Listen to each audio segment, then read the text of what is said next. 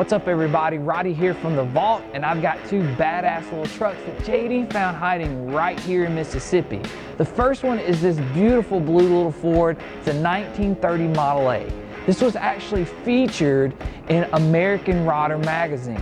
What makes it even more impressive is this little thing will do 0 to 60 in 6 seconds and set a speed record in 1948 for doing 114.8 miles an hour. This other truck I have over here, I've nicknamed it Black Beauty. It's a 1951 Ford F1. To find out all the info on these two badass little trucks or anything we have here in our showroom, go to thevaultms.com or to our Facebook page. You can find all the specs on all these vehicles, and you can actually own these vehicles.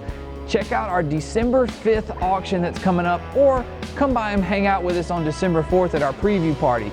You can come by anytime, take a look at these, but we hope to see you on December 4th, and happy bidding on December the 5th.